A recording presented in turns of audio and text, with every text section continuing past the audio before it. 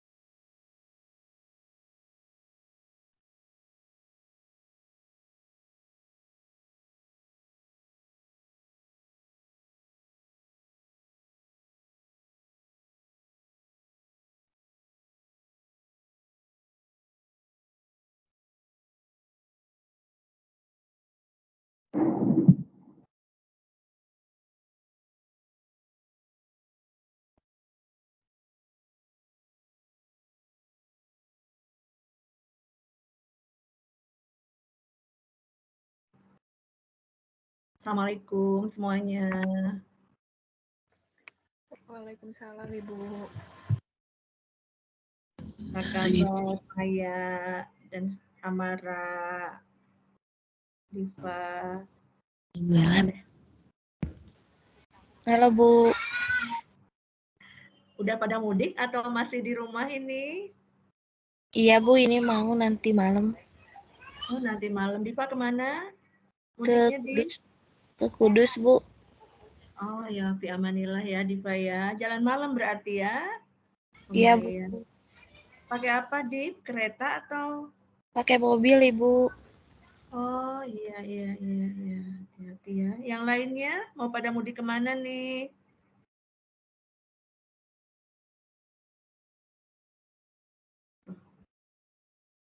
Udah di mana? Udah mudik, udah.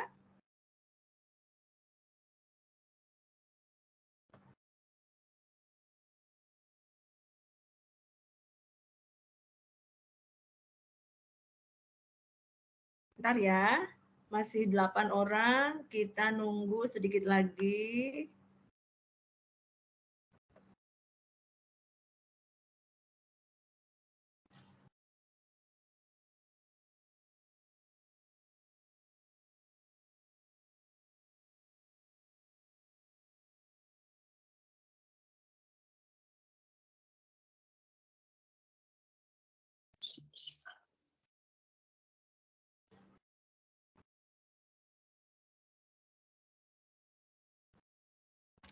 Bentar.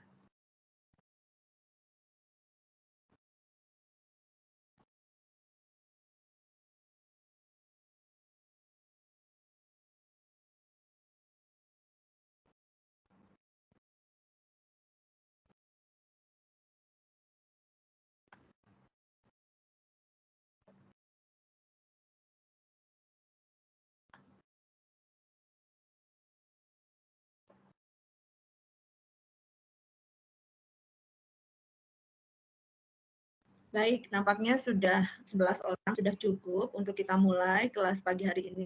Sekali lagi, bismillahirrahmanirrahim. Assalamualaikum warahmatullahi wabarakatuh.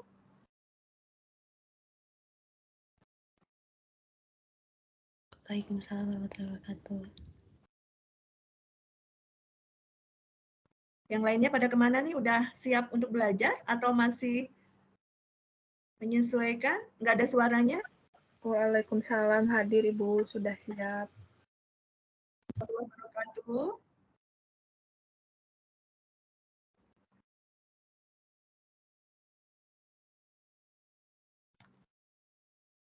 Baik, Ajeng, gimana? Ada suaranya? Ini Ajeng.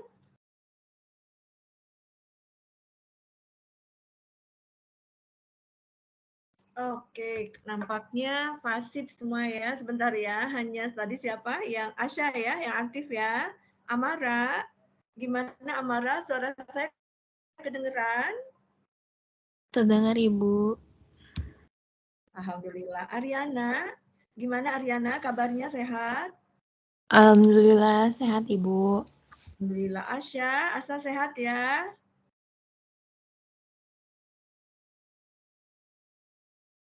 Halo, Asya. Halo Bu. Oh iya.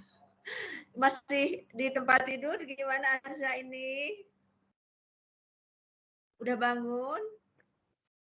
Udah Bu, baru join tadi. Baru join, oke.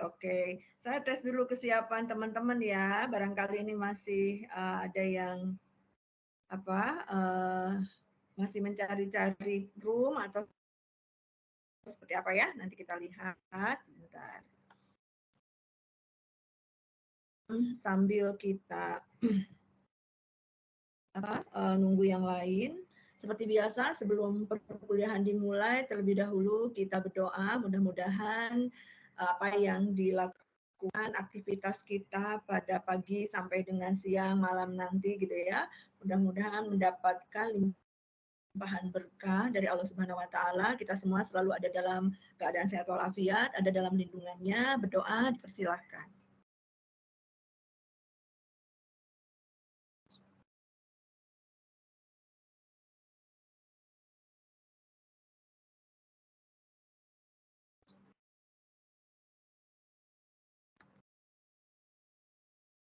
Berdoa selesai. Pada pagi hari ini kelas pengganti untuk mata kuliah teknik dan praktek formulasi kebijakan. Ini sebenarnya pertemuan ke-7 ya teman-teman. Dan saya akan menyampaikan materi dari Pak Hendriku supaya ada kesamaan materi dengan kelas-kelas yang lain.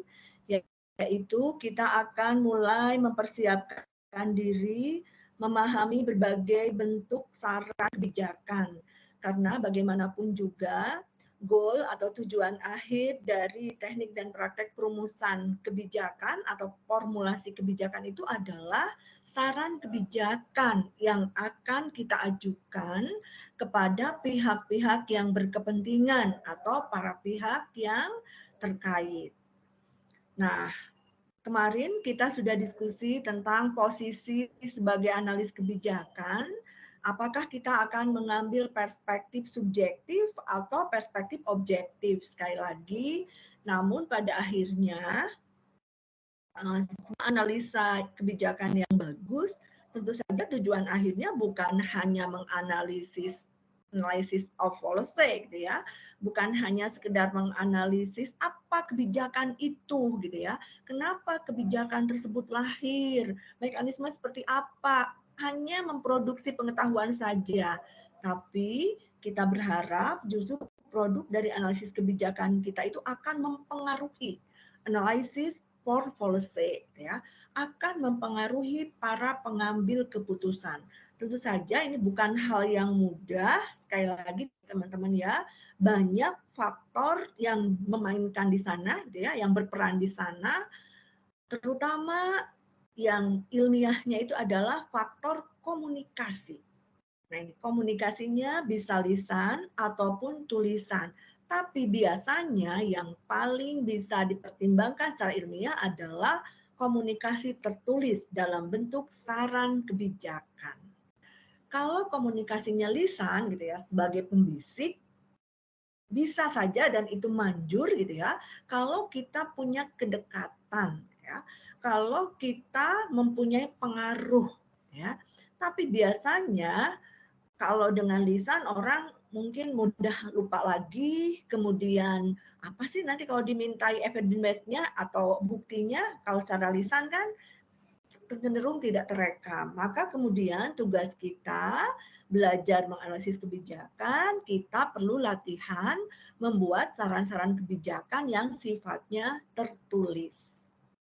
Baik, ini sekali lagi kita mengambil bahan karena bahan dari mata kuliah ini nanti akan diulang gitu ya, akan dimintai pertanggungjawabannya pada saat teman-teman melakukan uji kompetensi. Dan kami biasanya beberapa asesor analis kebijakan menggunakan atau mengacu pada bahan yang sama gitu ya.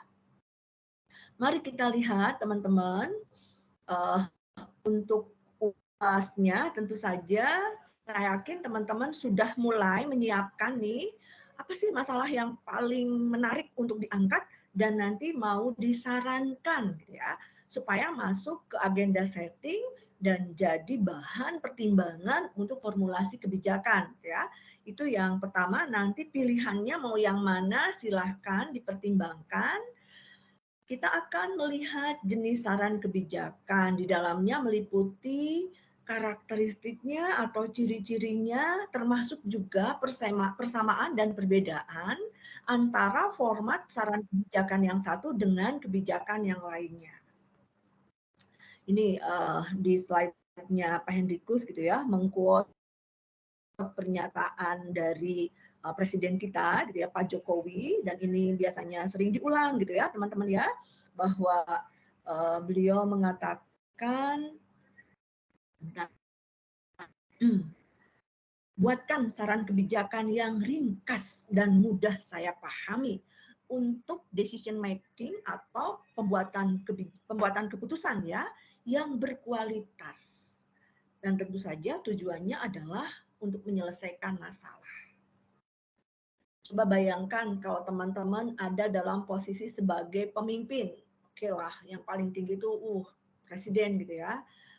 Harus menghandle berbagai masalah yang ada di publik. Dalam konteks dulu ya, dari Sabang sampai Merauke gitu ya, dari berbagai sektor gitu ya, entah itu sektor primer, sekunder maupun tersier gitu ya. Dan itu sebenarnya sangat ditunggu nih keputusannya gitu ya. Tentu saja seorang presiden tidak bisa bekerja sendirian. Beliau meminjam mata, telinga, gitu ya, tangan, hati, pemikiran gitu ya dari para pembantunya, dalam hal ini para menteri gitu ya. Dan kemudian para menteri pun tidak bekerja sendirian, mereka juga punya kaki tangan yang lain gitu ya. Dan sebenarnya saat ini apalagi ya setelah restrukturisasi birokrasi, kaki tangan atau perpanjangan tangan dan perpanjangan mata, telinga, hati, pikiran dari para pemimpin negeri ini yaitu analis kebijakan sebenarnya ya. Analis kebijakan mesti jeli melihat apa yang terjadi di masyarakat atau di publik. Apa harapan atau impian dari masyarakat. Termasuk juga apa tuntutan, kebutuhan dari masyarakat. Nah, saking banyaknya tuntutan, kebutuhan, harapan, cita-cita, keinginan dari publik di berbagai pelosok gitu ya, dari berbagai sektor gitu, pertanian, perdagangan, industri, pendidikan, kesehatan, apalagi banyak banget ya masalah sosial, budaya, agama. Maka kemudian analis di sini bekerja, membuka mata, membuka telinga, membuka hati, membuka pikiran. Nih mana nih yang nampaknya pemerintah ini belum begitu ngeh gitu ya, atau pastilah sebagai manusia punya alfa gitu ya, punya keterbatasan. Karena pada hakikatnya setiap orang itu menurut Simon, ini psikolog ya namanya Simon, dia punya yang namanya bounded rationality. punya pemikiran yang sifatnya terbatas. Setiap orang tuh punya keterbatasan.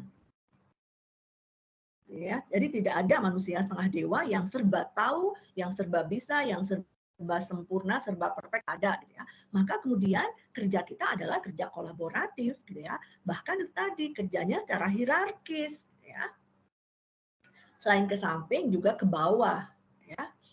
Nah, maka kemudian sekali lagi untuk membantu para pengambil keputusan membuat keputusan atau alternatif keputusan yang lebih tepat, lebih cepat gitu ya. Maka saran kebijakan dari para analis ini sangat dibutuhkan. Bayang ya, kalau tidak ada peran fungsi yang dijalankan oleh analis ini, pemerintah bisa kemana-mana nih, lama gitu ya untuk ngambil keputusan. Karena nggak tahu datanya apa, kecenderungannya seperti apa, masalahnya apa sih sebenarnya akarnya gitu ya. Kemudian dampak dari adanya masalah itu apa. Nah, ya sekali lagi pemerintah dalam hal ini para pejabat tidak bisa bekerja 1 kali 24 jam gitu ya. Lalu kemudian tidak bisa ada di mana-mana. Beliau-beliau itu memiliki keterbatasan sekali lagi.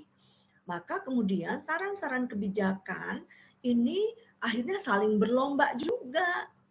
Nih, saran kebijakan yang seperti apa sih sebenarnya yang memenuhi standar ilmiah gitu. Nah, ini kita akan pelajari hari ini. Kita lihat teman-teman ya, apa itu sebenarnya yang dimaksud dengan saran kebijakan gitu ya. Bahwa sebenarnya saran kebijakan itu adalah gitu ya. Ini nih ada animasi dulu dialog gitu ya, yang di slide-nya Pak Hendrikus. Kakek nenek presiden marah-marah begitu ya gitu ya. Apa sih saran kebijakan yang dimaksud gitu ya? Kamu tertarik dan ingin tahu tentang saran kebijakan? Nah, kata kakek ke cucunya ya. Kemudian saran kebijakan itu menurut Queen yang diadaptasi dari lembaga administrasi negara sebagai instansi pembina jabatan fungsional analis kebijakan, yaitu telaah atau telaah itu hasil dari pencermatan, telaah hasil analisis kebijakan dalam bentuk dokumen yang sifatnya ilmiah ya. Ada metode ilmiahnya yang teruji secara akademik, sifatnya ringkas, jelas, informatif, berkualitas, dan bermanfaat. Didukung oleh apa? Tentu saja yang paling penting adalah data. Jangan sampai saran kebijakan itu sifatnya asumsi, persepsi, apalagi fitnah gitu ya. Maka keberadaan data menjadi syarat penting atau sine qua non dari saran kebijakan. Nah, telaah hasil analisis kebijakan yang disertai bukti-bukti yang akurat, gitu ya, kemudian dapat dicerna secara logika, gitu ya, logis sifatnya, kemudian telah memenuhi metode ilmiah sehingga sifat akademisnya kelihatan. Nah, ini akan dipakai untuk pengambil keputusan atau para pembuat kebijakan supaya bisa mengatasi berbagai permasalahan publik atau mengatasi masalah publik tertentu. Mari kita lihat bentuk-bentuk dari saran kebijakan. Ini ada banyak teman-teman di negara gitu ya. Minimal 3 nih. Kenapa nggak maju ya? Oke. Pertama adalah policy paper ya. Yang kedua atau makalah kebijakan. Yang kedua policy brief atau pesan kebijakan yang singkat dan berani gitu ya, policy brief. Dan yang ketiga policy memo. Nah, sebenarnya ada lagi nih yang mendekati gitu ya, policy memo apakah sama dengan telaah staff gitu ya. Nah, nanti kita akan lihat ya, ini ada yang membaginya menjadi 4, bahkan ditambah satu lagi telaah staff. Dan dulu telaah staff itu menjadi salah satu produk khas yang dihasilkan oleh lembaga administrasi negara gitu ya, termasuk salah satunya lulusan STI Alan. Kalau saya lihat sebenarnya ya, grade atau tingkatan dari policy paper, policy brief, dan policy memo itu menunjukkan kualitas informasi yang ada di dalamnya. Policy paper nanti kita akan kupas. Jumlah halamannya lebih banyak gitu ya. Kemudian kata-kata yang diakomodir dalam policy paper juga otomatis lebih banyak gitu ya. Nah, ini sebenarnya dari sisi kualitas relatif lebih rendah gitu ya dibanding policy brief atau policy memo. Intinya begini, semakin singkat, semakin ringkas, semakin padat informasi yang diberikan untuk memberikan saran kepada pengambil keputusan itu sebenarnya semakin tidak mudah, teman-teman. Berbanding terbalik ya, dikiranya menulis banyak kata atau banyak halaman itu ternyata lebih berkualitas, ternyata enggak.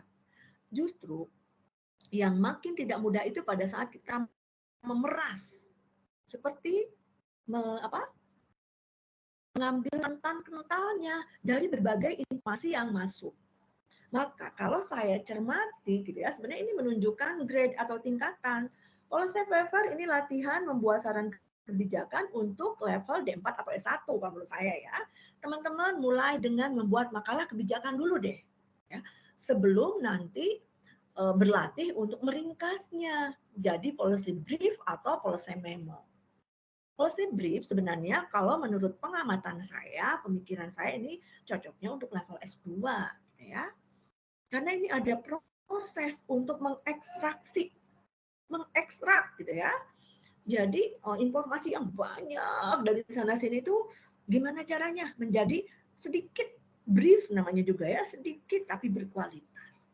Level terakhir ini policy memo. Ini semakin tidak mudah lagi. Ini level S3 sebenarnya ya. Membuat pesan kebijakan yang lebih ringkas tapi langsung anjlok gitu ya. Bisa mempengaruhi pengambil keputusan. Ini bukan perkara mudah. Gitu ya. Yuk kita lihat perbedaan atau karakteristik dulu ya. Karakteristik dari ketiganya. Sebentar, ini belum beralih nih. Bisa kelihatan nggak slide-nya, teman-teman? Halo? Kelihatan, Bu. Kelihatan. Kelihatan ya? Oke. Mari kita lihat. Oke. Nah, policy paper tadi sudah saya sampaikan sedikit ya pengantarnya, yaitu dokumen yang fokus pada isu kebijakan tertentu yang memberikan rekomendasi dengan jelas bagi pembuat kebijakan untuk tujuan memberikan argumen yang komprehensif. Artinya, alasan-alasan yang disampaikan dalam policy paper itu sifatnya menyeluruh. Bukan hanya argumen gitu ya, tapi juga ada bujukan, ya, pernyataan-pernyataan yang sifatnya persuasif, saran untuk membenarkan rekomendasi kebijakan tertentu.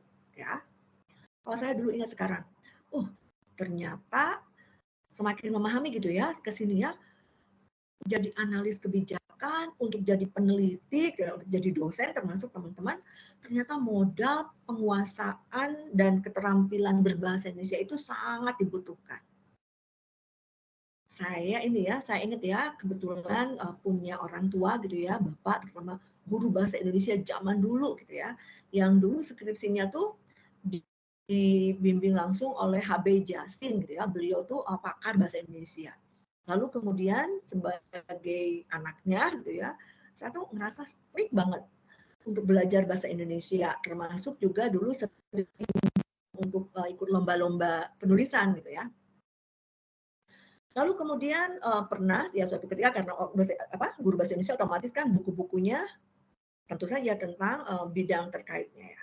Saya membaca buku gimana tentang argumentasi, tentang eksplanasi, tentang persuasi. Oh, ternyata bahasa-bahasanya itu beda loh, teman-teman. Bahasa mempersuasi itu beda dengan bahasa berargumentasi. Namanya persuasi otomatis membujuk kan ya. Lalu kalau argumentasi ya otomatis itu bahasanya debat, gitu, bahasanya pengacara. Nah, analis kebijakan tuh harus bisa hampir semuanya, bisa mengexplain, menggambarkan, mendescribe, menggambarkan, mendeskripsikan itu hanya menggambarkan. Misalnya, saya duduk di ruangan ini, maka kalau disuruh menggambarkan, saya akan menulis kalimat, oke, saya ada di ruangan, ini berapa ya? 3x3 ya. Lalu kemudian yang dikelilingi oleh setengahnya tuh kaca gitu ya. Kemudian terdapat satu lemari buku berisi buku gitu ya. Kemudian satu meja dengan satu komputer.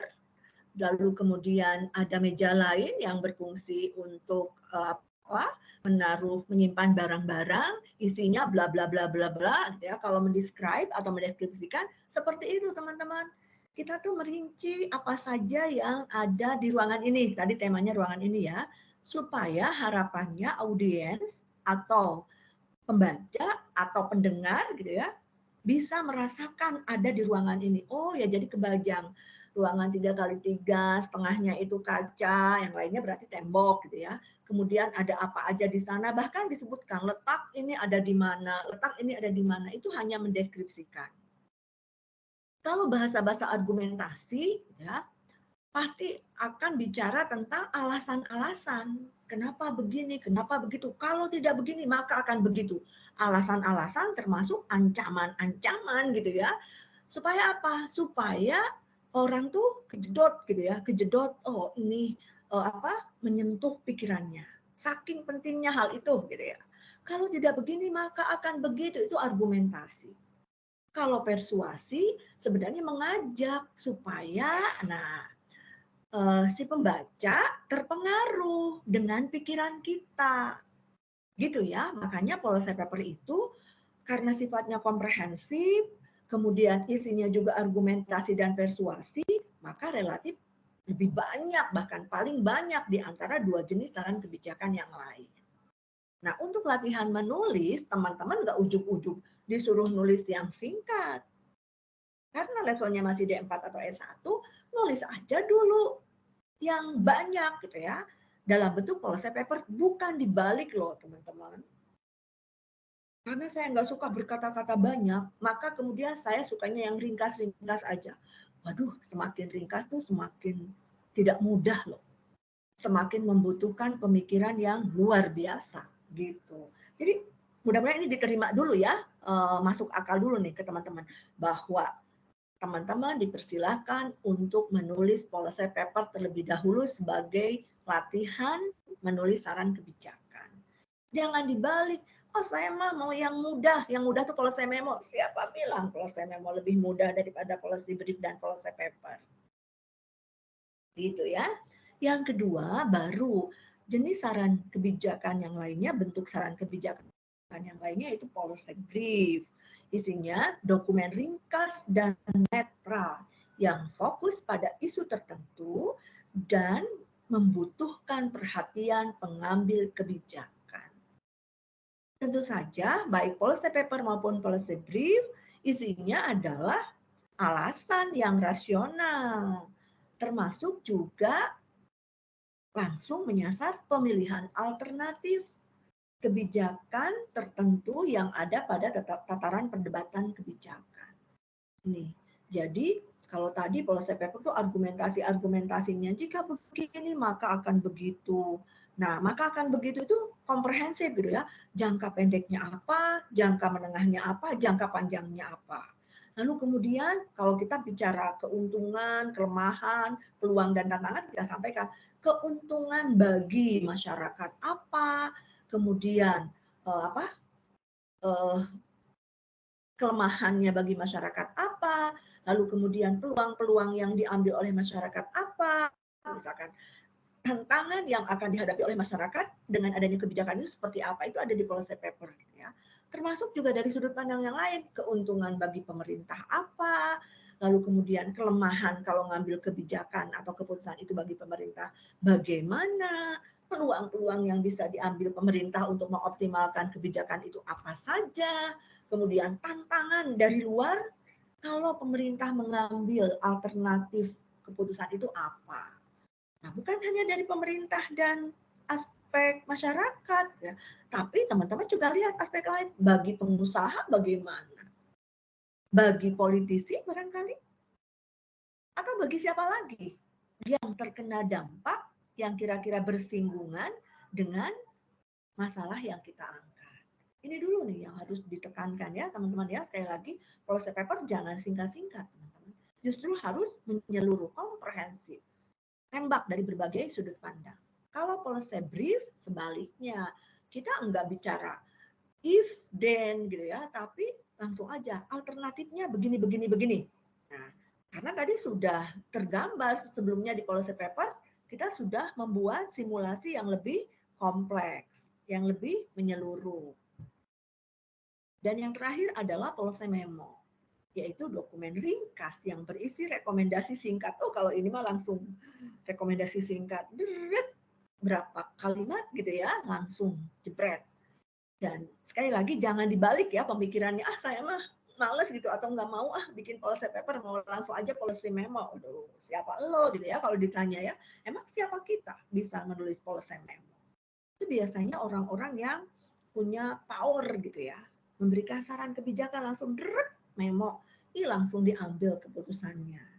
Nanti akan dipertanyakan argumentasinya di belakang gitu ya. Tentu saja sebenarnya ini saringan-saringan tadi. Seseorang berani mengambil keputusan berdasarkan policy memo karena di tahap bawahnya sudah membaca policy brief, sudah dibuatkan policy papernya, gitu teman-teman ya. Jadi jangan dibalik. Seolah-olah yang paling mudah policy memo gitu ya, tengah-tengah policy brief, baru kemudian menyusahkan diri sendiri dengan policy paper. Ini akan pertanggungjawabannya akan berangkai. Gitu ya, teman-teman. Sampai di sini ada pertanyaan dulu tidak? Silahkan. Saya sebenarnya paling senang kalau kuliah pagi ya, masih fresh ya. Kalau udah siang kayaknya udah lemes gitu ya. Apalagi kalau pagi-paginya udah ada mata kuliah lain gitu ya. Oke. Ini udah naik ke sini ya yang tadi? Oke. Ada pertanyaan, Dian? Dian? Halo, sambil saya belum ada, ini Ibu. ya. Belum ada. Belum ada, oke. Baik. Diva, gimana Div? Ada pertanyaan? Belum ada, Ibu. Oke. Nanti ya kalau ada pertanyaan boleh raise hand. Kita lanjut ya. Baik policy paper, policy brief maupun policy memo, ketiganya mensyaratkan evidence based policy. Sekali lagi. Ketiganya mensyaratkan bukti. Ya. Bukti. Tadi saya sampaikan ya nantilah ya. Sebenarnya sekali lagi, karena teman-teman akan mengambil peran yang ini peran strategis ya untuk memberikan pertimbangan-pertimbangan bagi para pemimpin, bagi para administrator publik. Sekali lagi, administrator publik itu bukan tukang ketik. Administrator publik bukan tukang menyimpan arsip gitu ya. Administrator publik itu para pengambil keputusan dan mereka harus disupport oleh analis kebijakan. Analis kebijakan harus disupport oleh asisten analis kebijakan. Jadi sudah jelas di KKNI yang dikeluarkan oleh Kepala LAN itu ya, peraturan LAN ya, Perlan nomor 14 2019, posisi lulusan D4 atau S1 itu sebagai asisten analis kebijakan. Karena analis kebijakan itu nanti jabatan fungsional yang dipilih oleh ASN gitu ya. Nah, jadi teman-teman otomatis sebagai asisten analis kebijakan atau asisten peneliti bisa ya, dua hal ini bisa dimainkan oleh lulusan prodi APN. Teman-teman, menurut saya yang pertama harus canggih mencari bukti. Kemampuan mencari bukti ini ada di asisten analis kebijakan. Kalau bukti-bukti yang teman-teman kumpulkan, yang teman-teman sampaikan tidak akurat gitu ya, kemudian sumbernya tidak terpercaya, maka nanti langkah kerja para analis juga dia akan menggunakan data-data yang tidak update gitu atau kurang update, kurang akurat, nanti keputusan yang dihasilkan juga otomatis menjadi kurang berkualitas. Gitu ya, teman-teman ya. Nah, kemarin sudah saya sampaikan, kemampuan mencari data ini penting sekali. Bahkan mahasiswa sekarang karena canggih gitu ya penguasaan teknologi informasinya, mereka cenderung update terus gitu ya. Bahkan data-data yang mungkin tadinya dirasa sulit gitu untuk dicari gitu ya. Nah, mahasiswa sekarang dengan jari-jarinya oke, dapat nih data terbaru dari WHO, dapat nih data terbaru dari World Bank, dapat nih data terbaru dari UNDP misalkan. Itu sebenarnya yang diharapkan. Kemampuan pertama adalah mencari data. By apa teman-teman? Tentu saja by teknologi informasi. 2 hari kemarin saya ikut pelatihan AI gitu ya, artificial intelligence, dan kemudian saya berharap, bukan berharap lagi, saya sebenarnya kalau ngikuti kata hati, aduh pengen kuliah lagi gitu ya. Coba kalau dulu ya kayak gitu, kayak kemarin saya bilang teman-teman coba kan dan pelajari buku teori primer kebijakan publik yang di PDF itu. Kalau dulu tugas kayak gitu satu buku itu makanya dibagi-bagi ke dalam beberapa orang gitu, ke dalam beberapa kelompok itu bisa seminggu mengerjakannya. Kalau sekarang karena kecanggihan teknologi informasi itu berapa jam aja langsung teman-teman bisa masukkan ke aplikasi gitu ya dan bertanya ya bukan hanya ChatGPT gitu ya. Bertanya apa sih isi dari buku ini ya. Kemudian bertanya apa lagi? Itu bisa langsung keluar dalam waktu beberapa menit ya. Misal nih aplikasi yang bisa digunakan chat PDF gitu ya, chatpdf.com atau lateral.ai gitu ya. Selain chat GPT ya. Nah, ini yang ini. Coba teman-teman pakai itu deh. Coba. Saya yakin di kelas ini banyak yang canggih dan semuanya saya rasa semuanya native digital gitu ya. Nah, itulah kenapa kemudian terutama ya untuk analisis kebijakan, nah ini akan diperankan oleh teman-teman sebagai asisten, kecanggihan mencari bukti, kecanggihan menelusuri literatur, sekali lagi kuasai AI, artificial intelligence. Ya. Maka yang dirasa sulit oleh misalkan kaum kolonial seperti saya tuh emak-emak saya gaptek gitu ya. Itu bisa semingguan saya baca PDF, mencari penelitian tuh ini kebaruannya di mana ya? Apa sih bedanya penelitian si A dengan si B, dengan si C, dengan si D?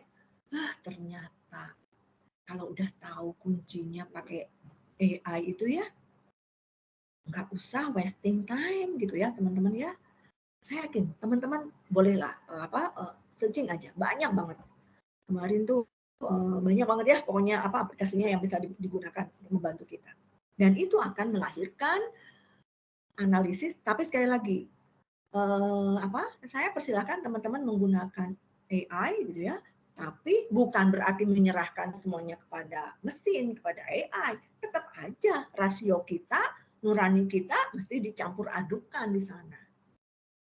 Merangkainya dikritisi gitu ya, teman-teman, itu tidak bisa digantikan oleh mesin.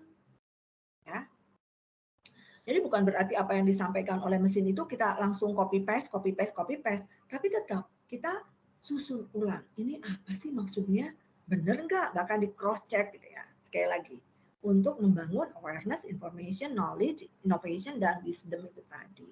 Gitu ya teman-teman, evidence based. Ini kemampuan pertama asisten analis kebijakan yang dihasilkan dari Prodi D4 APN itu mencari data, mencari bukti, mencari publikasi-publikasi terbaru, memetakannya, gitu ya, sehingga kemudian nanti bisa mempengaruhi. Ini penting loh Bu, kalau ini nggak diangkat, ini penting loh Pak. Kalau ini nggak diangkat, khawatirnya akan terjadi ini itu. Itu ya teman-teman ya. Mari kita lanjut sekali lagi. Oke. Nah, ini adalah jenis karakteristik termasuk juga perbedaan-perbedaan antara policy paper, policy brief, dan policy memo. Udah kelihatan ya, teman-teman? Halo, Huda bisa kelihatan nggak?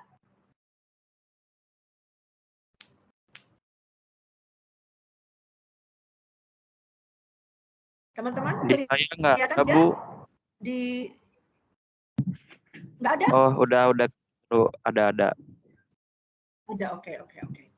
Oke, pertama kita lihat dari audiensnya. Kita bilang pemirsa gitu ya.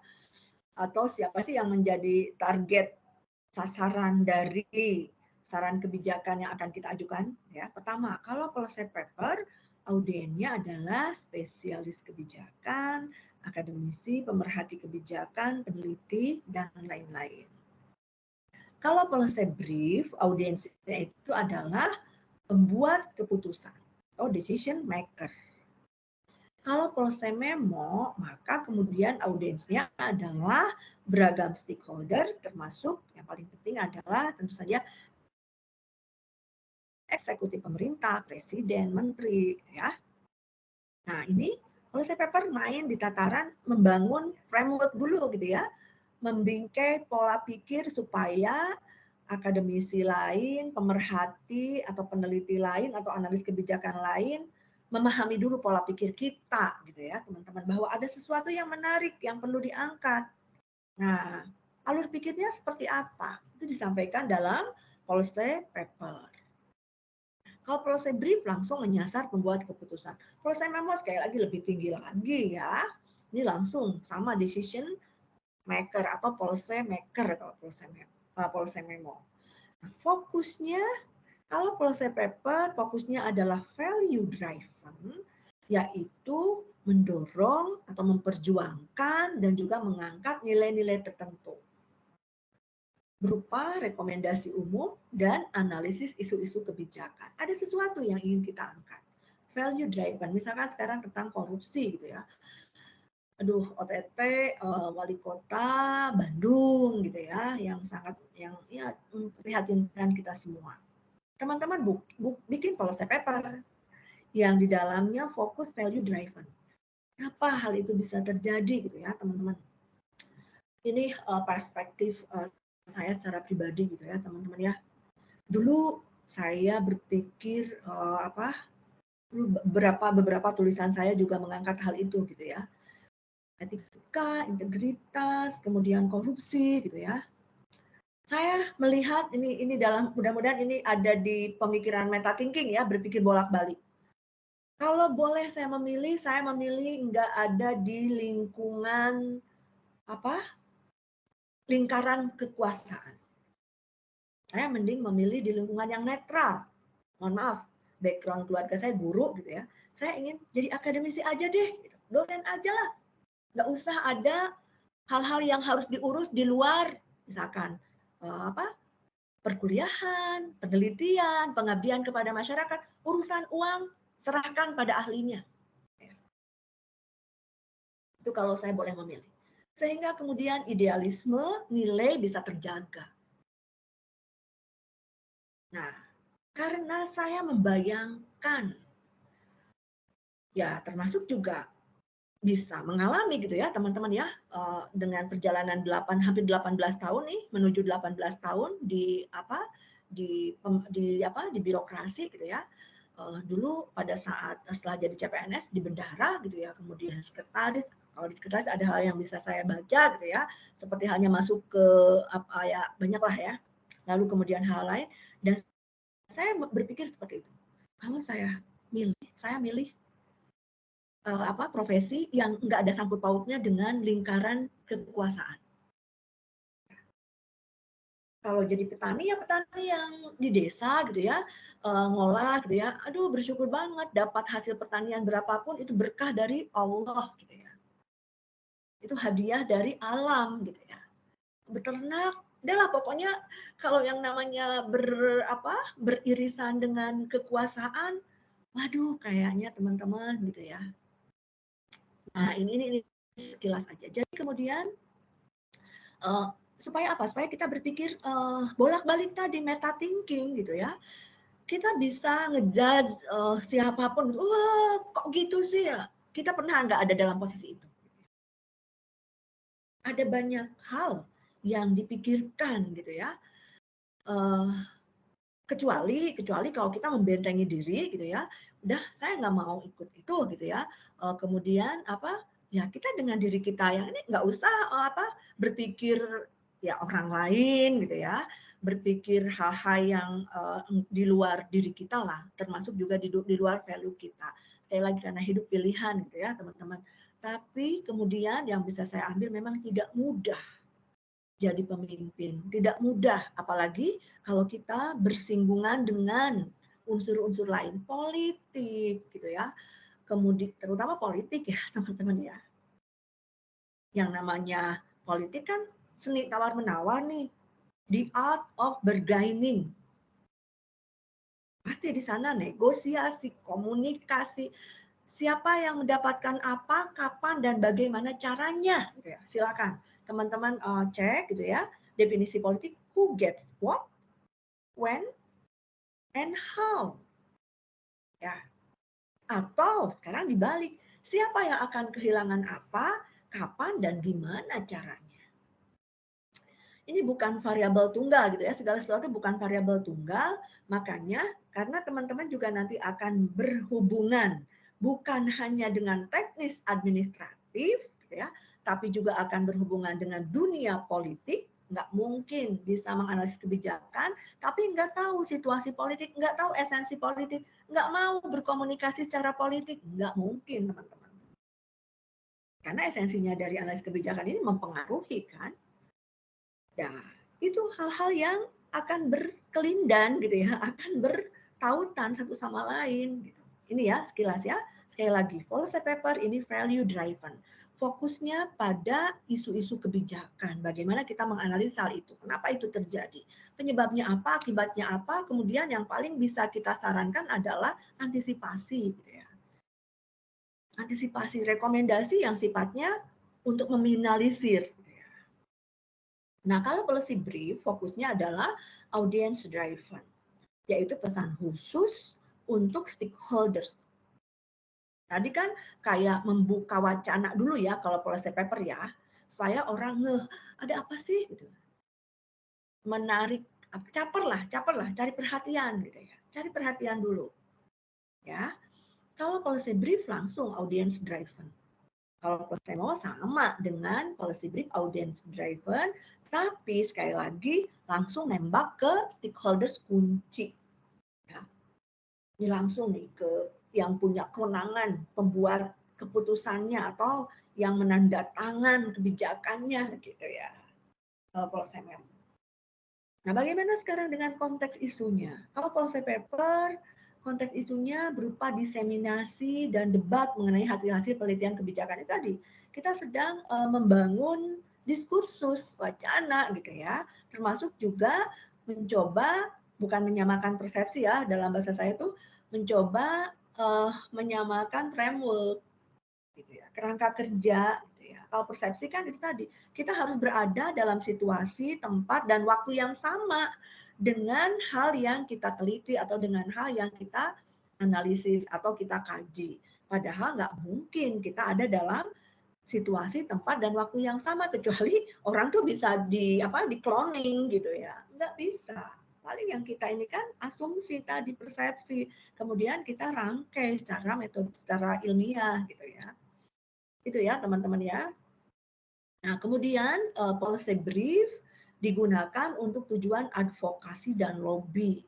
Nah, mengadvokasi berarti sekali lagi mempengaruhi, lobby itu berarti bernegosiasi gitu ya.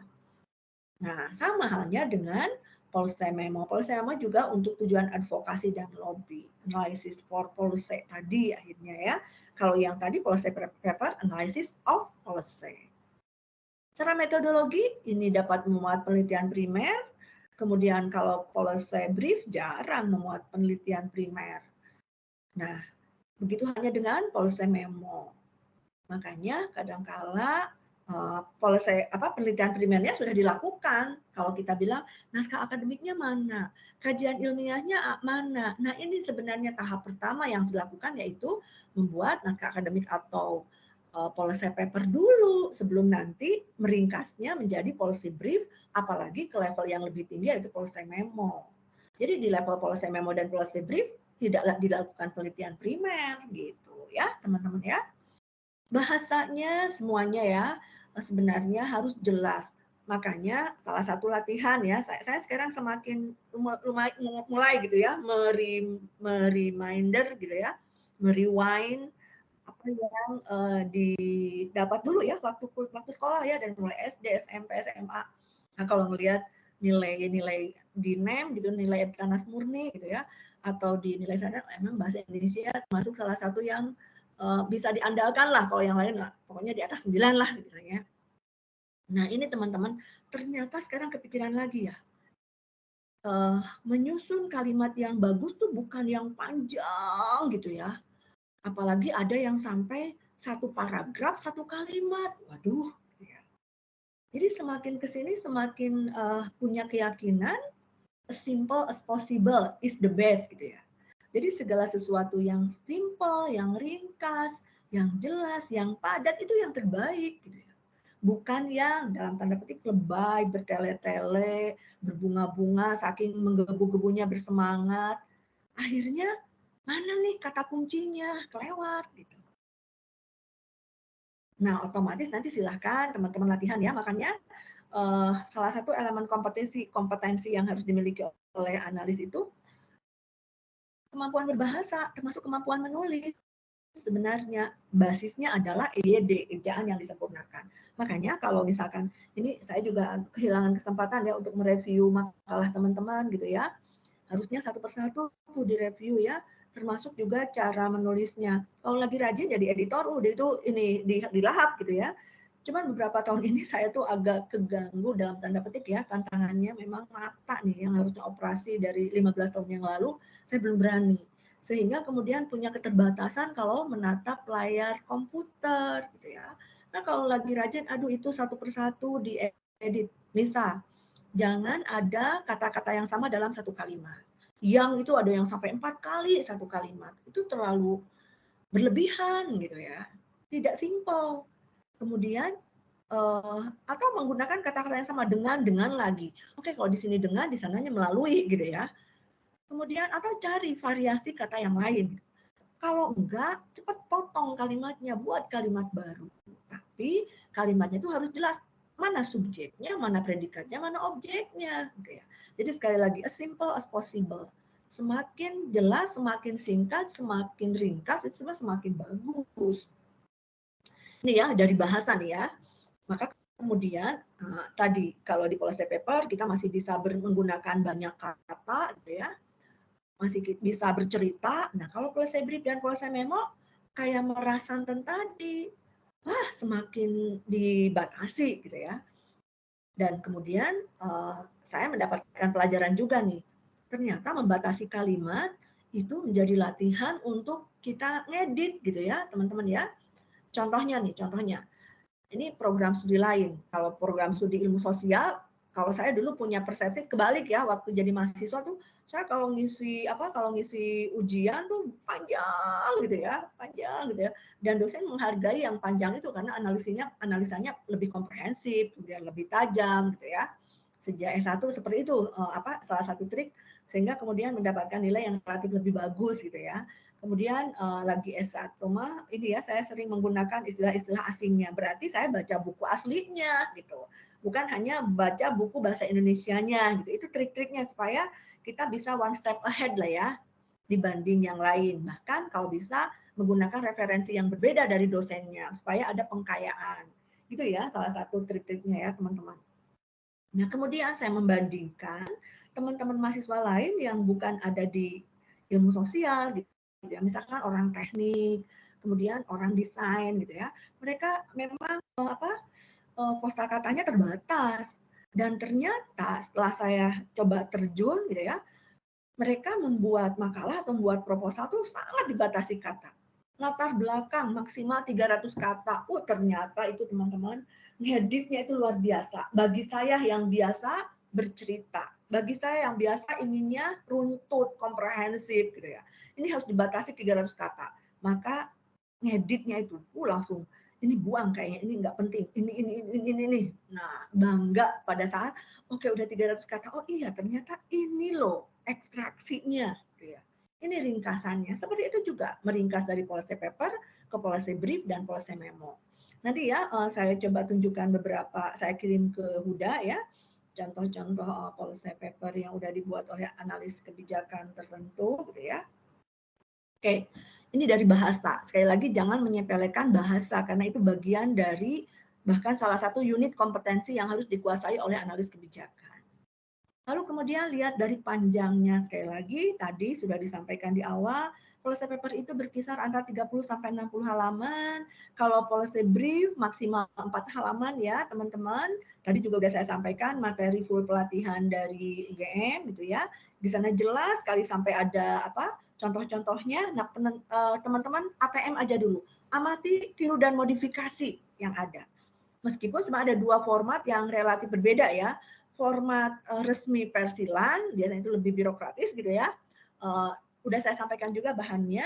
Kemudian yang dari UGM ini lebih fleksibel, dalam arti bukan hanya untuk kepentingan instansi pemerintah, tapi policy brief untuk swasta. Swasta juga masuk. Sekali lagi silahkan amati selama liburan. Nah ini sedikit cerita. Ternyata teman-teman kalau berpikir analis kebijakan atau nanti jadi asisten analis kebijakan, mohon orientasinya tidak ASN minded ya. Tidak jadi PNS minded lah orientasinya ya. Kalau teman-teman cek, justru swasta itu membutuhkan analis kebijakan dan gajinya itu berpuluh-puluh kali lipat loh teman-teman dari analis kebijakan yang ada di instansi pemerintah. Hampir semua sebenarnya, apalagi perusahaan-perusahaan besar ya, ini butuh yang namanya analis kebijakan untuk melihat fenomena masalah tertentu, bahkan untuk misalkan kalau di marketing ya, untuk mengangkat satu potensi produk tertentu tuh tentu saja diberikan sarannya kepada pimpinan atau ke bagian tertentu, bagian produksi kah, bagian pemasaran kah, bagian yang lain kah. Nah ini luar biasa ya teman-teman. Mudah-mudahan kita tadi silahkan pelajari dua format policy brief versi LAN gitu ya. Biasanya itu konteksnya lebih ke instansi pemerintah, dan satu lagi versi yang lebih umum, lebih general, gitu ya, lebih fleksibel. Nah, kalau policy memo maksimum 2 halaman, bahkan hanya 1 paragraf, kadang hanya 1 halaman, kadang ya. Sekali lagi semakin singkat. Ini silahkan dilihat panduannya ya. Ini acuannya lebih bentar. Kita lihat. Ini sistematika atau komponen policy paper, mulai dari kalau policy paper harus ada eksekutif summary-nya ya, atau ringkasannya lah ya kalau di bahasa Indonesia kan. Kemudian tubuhnya atau batang tubuhnya berisi apa? Yang pertama latar belakang atau background. Apa sih sebenarnya yang terjadi saat ini gitu ya? Kenapa hal itu harus diangkat gitu ya? Harus dikondak, harus dikondak, harus diangkat, harus diperhatikan, harus dianalisis gitu ya. Lalu kemudian urei analisanya. Mengapa kebijakan itu misalkan tidak berjalan? Apa yang menjadi kebutuhan alternatif lainnya? Barangkali waktu memformulasikan pertama, jadi formulasi kebijakan itu teman-teman ya, bisa kita merumuskan kebijakan yang belum ada sama sekali. Lalu kemudian yang kedua, kita juga bisa mengacu pada kebijakannya yang sudah ada, sebenarnya sudah diimplementasikan. Lalu kemudian dievaluasi, dan sekarang kita mau coba mereformulasi atau memperbarui ya. Entah itu sebagian gitu ya, atau mungkin juga kalau lebih hebat lagi totally berubah gitu. Pertama belum ada, yang kedua memodifikasi, yang ketiga bisa juga formulasi itu dalam konteks menghapus kebijakan yang telah ada. Ya, menghilangkan apa yang sudah ada dengan konsep tadi kita berjuang di formulasi. Formulasi supaya itu dihapus gitu ya. Formulasi supaya itu dirubah, dimodifikasi. Formulasi supaya Apa yang belum ada, belum pernah diundangkan, belum pernah diatur, sekarang diatur 3 hal ya yang mesti teman-teman kuasai. Lalu yang berikutnya setelah dianalisa ada alternatif-alternatifnya atau policy option-nya, lalu kemudian rekomendasinya, kemudian kalau di policy paper seperti halnya makalah pada umumnya ya, ada kesimpulan dan kemudian ada appendix-nya. Seperti itu teman-teman. Nah, oke. Sampai sini ada yang mau ditanyakan dulu? Halo? Oh, ini belum ini ya, belum bergerak ya. Saya nanya dulu Elsa deh, Elsa gimana? Masih join, masih tune in? Atau sudah? Masih, Bu. Masih ya? Bukan lagi di jalan Elsa? Enggak, Bu, lagi di rumah. Lagi di rumah. Barangkali ada yang lagi mudik di jalan gitu ya, sambil pakai headset gitu. Siapa yang lagi di jalan? Barangkali ada? Nggak ada ya? Oke. Kita lanjut kalau gitu, sebentar saya nanya. Fatul gimana Fatul? Bisa dipahami atau kurang jelas atau ada yang mau ditanyakan?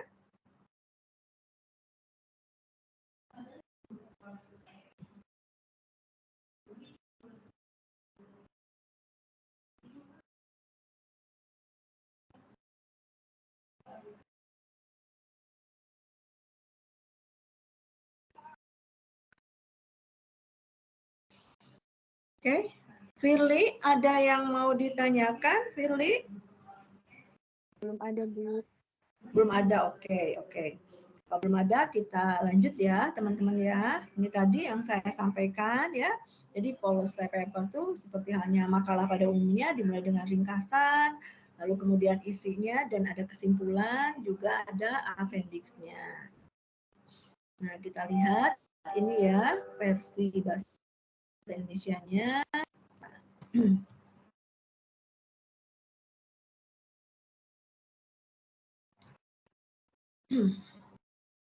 Oke.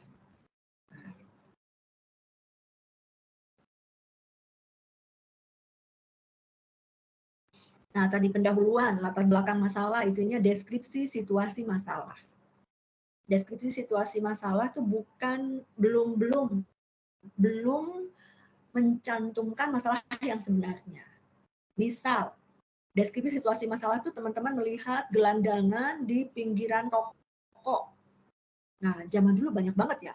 Sekarang saya udah lama nih nggak lihat di sekitar alun-alun kota Bandung biasanya ya. Nah, itu situasi masalahnya tuh banyaknya gelandangan yang tidur gitu ya di malam hari tuh di sekitar toko, di emperan toko atau perko dulu disebutnya ya. Itu situasi masalah. Masalah yang sebenarnya kita belum tahu nih. Apakah masalahnya terkait dengan pengangguran gitu ya, atau masalahnya terkait dengan kemiskinan, atau masalahnya terkait dengan ini sebenarnya kultur gitu ya, budaya masyarakat yang mungkin lebih memilih menjadi gelandangan atau pengemis dibanding dengan bekerja di sektor informal maupun sektor formal gitu ya. Kita belum tahu. Tapi situasinya adalah kita melihat relatif banyaknya gelandangan yang tidur di emperan toko. Atau masalah yang sebenarnya adalah itu tadi kebijakan pemerintah tentang masalahnya kepemilikan rumah yang mungkin masih sangat rendah, sehingga orang memutuskan untuk tidur di emperan toko. Nah, ini deskripsi situasi masalah. Termasuk juga hasil sebelum usaha pemecahan masalah. Nah, kemudian bab 2 isinya lingkup dan ragam masalah, yaitu penilaian kinerja kebijakan masa lalu. Boleh teman-teman juga menyasarnya dari kebijakan-kebijakan yang dilakukan oleh dinas sosial, misalkan terkait dengan gelandangan dan pengemis, gepeng gitu ya, atau kebijakan-kebijakan dari Satpol PP misalkan tentang penertiban ketertiban umum dan lain-lain gitu ya. Atau kebijakan-kebijakan tentang apa ya yang berkaitan dengan situasi masalah yang tadi kita lihat. Tadi ya, dinas sosial, Satpol PP, kemudian apakah dinas PUPR atau dinas pemukiman. Ini kita lihat kebijakan-kebijakannya seperti apa, ya. Atau dari situasi ekonomi kita lihat, misalkan ternyata tidak mudah gitu ya untuk ini masalah rumah juga ya teman-teman, luar biasa nih. Akhirnya orang memutuskan untuk tinggal di gerobak gitu ya, kemudian tidur di pinggir jalan. Ini sesuatu yang bisa kita angkat, masalah klasik sebenarnya, belum terselesaikan juga gitu ya. Lalu kemudian PUPR mengeluarkan kebijakan nih kalau nggak salah ya, salah satu inovasi, misalkan Dinas PUPR Provinsi Jawa Barat tuh mengeluarkan ya beli rumah tuh tidak harus selalu nyicil ke bank gitu ya. Katanya apa, bangun rumah di tanah sendiri gitu ya. Nah kalau di kota kan tanahnya aja udah mahal gitu ya. Mungkin ya kalau di perkampungan atau di desa gitu ya masih bisa seperti itu. Jadi itu menarik lah. Silakan teman-teman cari kebijakan-kebijakannya dari Dinas PUPR, Dinas Pemukiman ya, Pemukiman dan Lingkungan, Pertarkim. Lalu kemudian pentingnya situasi masalah, kemudian kebutuhan untuk dianalisis mana nih yang harus di-highlight dari sekian banyak situasi masalah dan juga kinerja-kinerja kebijakan yang ada kaitannya dengan situasi masalah tadi. Kemudian buat pernyataan masalahnya, meliputi apa itu definisi masalahnya, siapa pelaku utamanya, apa tujuan dan sasaran dari situasi yang muncul tadi dan yang akan kita perjuangkan gitu ya. Kemudian bagaimana ukuran efektivitas dari kebijakan yang akan kita usung dan juga solusi yang tersedia. Kemudian baru melangkah ke bab 4-nya, itu alternatif kebijakan. Pertama ada deskripsi alternatifnya apa, kemudian perbandingan konsekuensi dari alternatif kebijakan tadi. Sekali lagi teman-teman kalau menganalisis kebijakan, teman-teman harus bisa membanding-bandingke. Jadi jangan dengerin apa yang disampaikan oleh prayoga itu tadi ya, ojo dibanding-bandingke. Enggak, kalau analis kebijakan pasti harus membanding-bandingke. Membanding-bandingke itu berarti menganalisis, jika begini maka begitu. Kemudian apa nih keuntungannya? Tadi seperti saya sampaikan, buat pemerintah tuh apa, buat swasta tuh apa, buat masyarakat tuh apa gitu ya. Kemudian bukan hanya keuntungan tapi kemudorotannya gitu ya, atau kelemahannya, apa nih konsekuensi negatif dari usulan atau rencana kebijakan yang diusung. Kita harus bisa memprediksi akhirnya ya. Nah, gimana kemudian kita mencoba menarik gambaran kalau bicara tentang irisan-irisan tuh, irisan-irisan yang bisa meminimalisir keuntungan, memaksimalkan keuntungan dan meminimalisir resiko atau kemudorotan-mudorotan dari irisan-irisan tadi gitu ya. Ini perbandingan konsekuensi alternatif kebijakan. Meskipun kita yakin bahwa tidak akan ada satupun keputusan atau kebijakan yang dapat memuaskan semua pihak. Sekali lagi, tidak ada satupun kebijakan atau keputusan yang akan memuaskan semua pihak. Karena hidup ini seperti kita megang atau memainkan dua pendulum gitu ya. Pasti ada yang diuntungkan, ada yang dirugikan. Ya. Atau kita memegang satu tongkat dengan dua side atau dua sisi gitu ya. Satu sisi positif, satu sisi negatif. Selalu itu yang akan kita mainkan. Nah, sebenarnya perjuangan analis itu atau perjuangan para pengambil keputusan itu inginnya sih balance gitu ya. Inginnya balance. Nah, tapi itu tadi kan nggak semua terpuaskan. Nah, ini tadi ya dampak gandanya dan eksternalitas. Eksternalitas itu sesuatu yang sebagai konsekuensi lah. Dampak ganda itu tadi eksternalitas itu bawaannya atau sesuatu yang mengiringinya. Kalau dalam bahasa kita minum obat tuh efek sampingnya ya. Efek samping meminum obat ini kita sih ingin sembuh gitu ya dari batuk. Kemudian kita minum salah satu obat batuk, tapi eksternalitasnya itu ngantuk gitu ya. Nah, kemudian hambatan dan visibilitas politiknya, bukan hanya kita bicara hambatan, tapi juga kita bicara sesuatu yang optimis ya, sesuatu yang memungkinkan dari sisi politik. Kira-kira faktor mana yang bisa mendorong sehingga apa yang kita perjuangkan itu memungkinkan untuk dilakukan gitu ya. Dan ini adalah rekomendasi kebijakannya. Itu teman-teman, lalu kemudian bagian per bagian di sini sudah disampaikan. Silahkan dibaca gitu ya, berhubung hari ini. Nah, ini juga ada contohnya ya, ada banyak contoh policy brief, lalu kemudian ada contoh juga policy memo. Ini hanya sedikit lagi nih paparannya. Saya berharap teman-teman tidak disuapin ya, tapi nanti mencari sendiri, membandingkan, jangan hanya menggunakan satu sumber. Sekali lagi, coba silahkan bandingkan antara satu sumber dengan satu yang lainnya, kemudian mana yang akan teman-teman pilih dan berikan argumentasinya supaya punya reasoning ya di balik pilihan yang diambil. Silakan, saya buka dengan sesi tanya jawab dulu. Kita ada waktu nih kayaknya 5 menitan ya, karena saya juga ada ujian seminar proposal yang harus segera dipersiapkan. 9.15 ya, 9.15, bentar. Silakan Rafan, kayaknya Rafan mau bertanya deh. Rafan? Udah di Purwakarta? Oh, langsung pergi. Langsung out ya. Rafan masih ada? Halo Rafan, mana suaranya?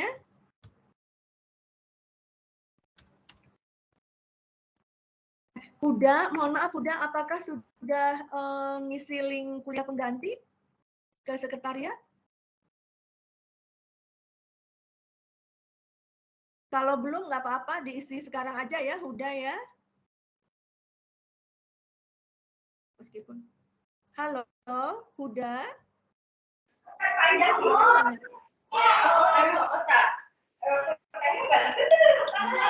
Kalau Udahnya lagi di jalan, Ibu. halo. Udahnya lagi di jalan, Ibu. Udahnya lagi jalan. Oh, oke, lagi mudik ya, udah ya. Oke, siapa yang bisa bantu ya, teman-teman? Ngisiin link kuliah pengganti hari ini? Firly barangkali bisa bantu, Firly? Gimana, Ibu? Oh, siapa wakil ketua kelasnya selain Huda di sini?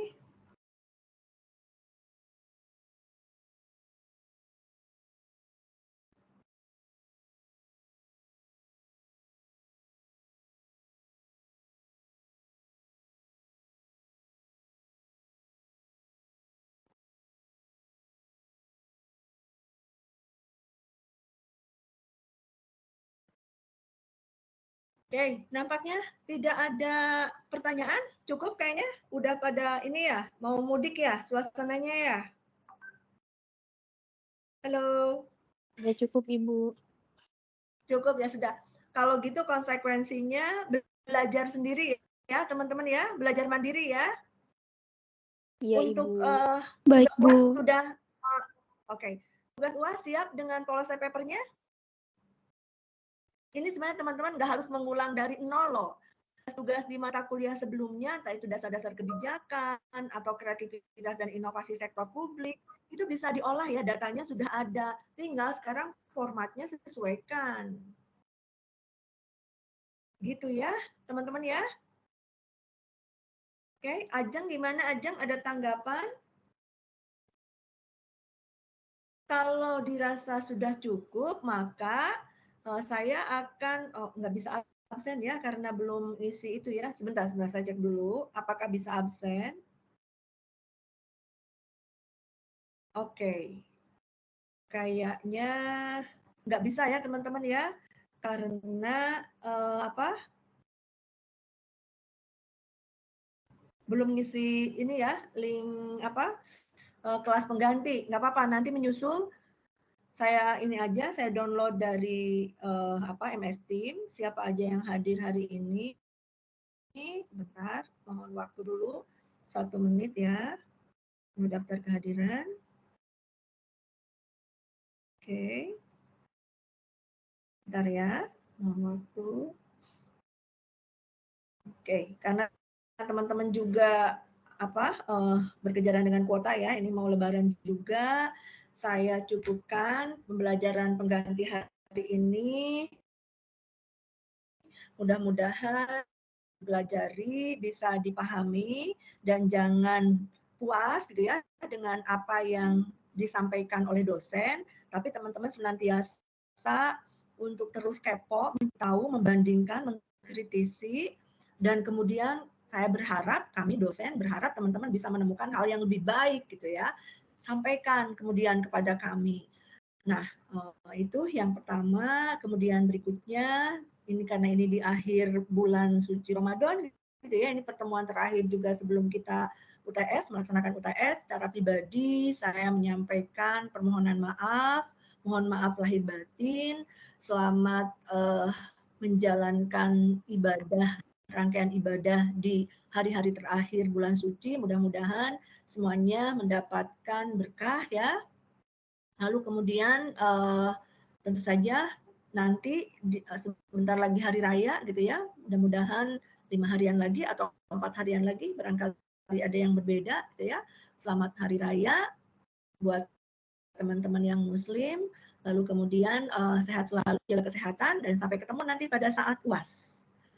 Saya akhiri pertemuan hari ini dan seperti biasa diakhirinya dengan doa penutup majelis gitu ya. Mohon baca istighfar 3 kali.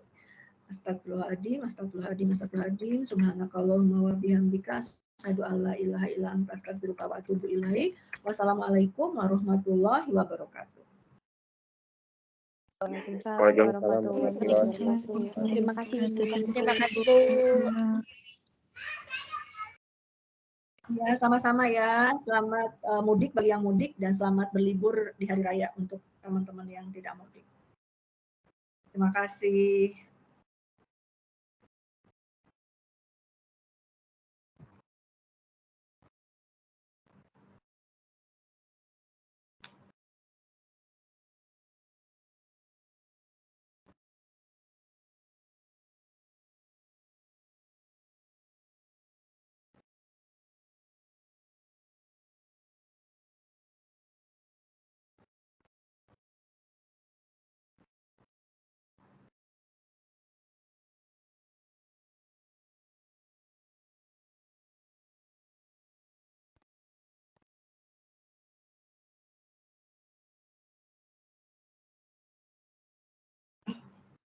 Oh iya.